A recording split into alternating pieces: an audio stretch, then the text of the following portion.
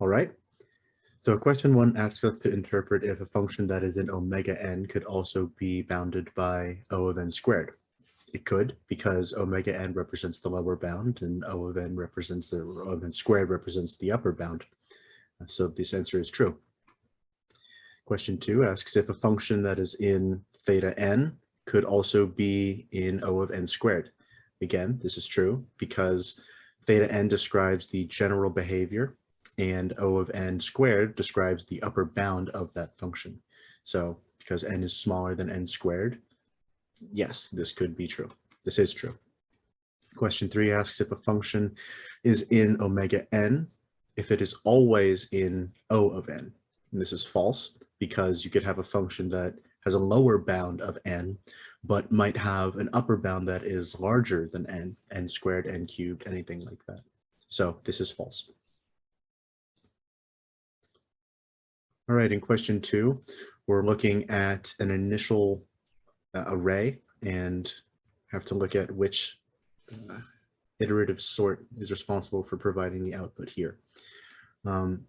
Selection sort, you start by finding the smallest value in an array that is not already sorted. So right now we have 0, 4, 2, 7, and so on. So 0 is the smallest item in the list. So you would move on to the next, which is 4. You would scan the entire right side. So you'd go through 2, 7, 6, the whole thing, and you'd find 1, and then you'd swap positions with 4 and 1. That's not what happens here, so we can very quickly rule that out. As 2 is where 1 should be. So if the selection sort, you shouldn't have 2 there.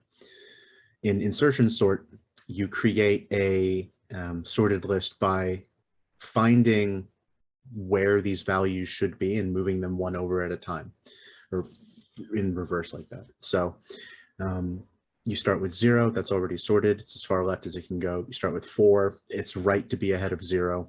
Then you have 2 should be behind 4, so you move it 1 left to be behind 4, and that's okay because it's larger than 0 as well. So far we're good on the output or during sorting.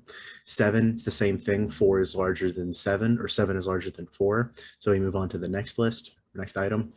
We have 6 initially. That shouldn't be moved right.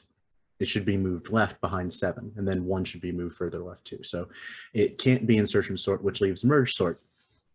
So by process of elimination, we can say it's merge sort.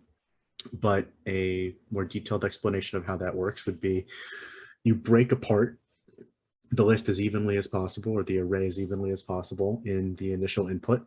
So you have 0, 4, 2, 7, and then 6, 1, 3, 5 on the right side, and the first being on the left. And you break that apart again, and you determine which of these values should go first in those broken up sections. And 0, 2, 4, 7 is sorted on the left side. 1, 6, 3, 5 is sorted on the right side. And by sorted on the left side, I mean, and right side, I mean 0, 2 is sorted, 4, 7 is sorted. And then that pair represents the left side. On the right side, 1, 6, 3, 5, both of those tuples, both of those doubles are sorted, 1 and 6 and 3 and 5. And so when you would sort this together, you would then sort from here. So this is sort of like halfway through the process, or most of the way through the process for sorting. All right, and finally, for recurrences.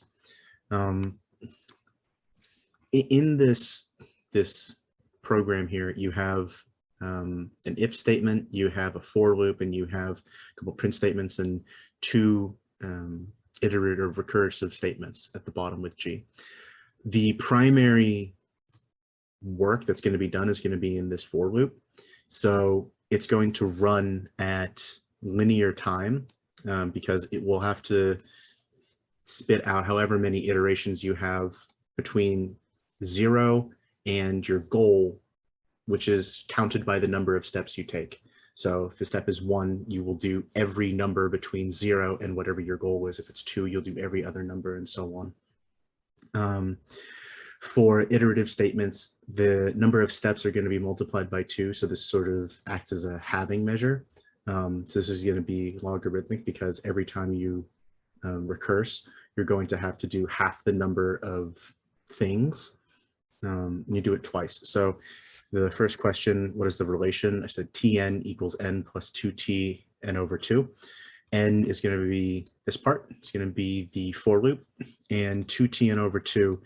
Tn over 2 is a single recursive statement, and there are two of them, so it's 2 times the amount of work or the amount of things you have to do.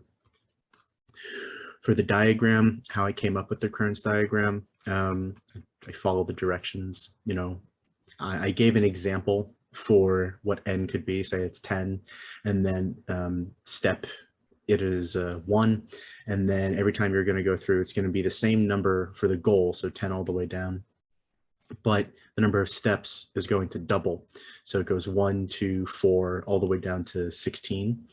And this is what the output would look like in my example. You'd have a list of 10 items, or you'd print out 10 items, and then you'd have 5, and then 3, and then 2. And you'd have a second one again because there's 2 recursive calls.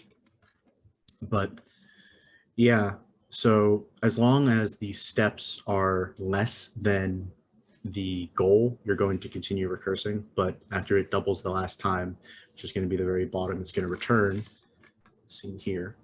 So yeah, here's a little brief explanation. Yeah. Thank you.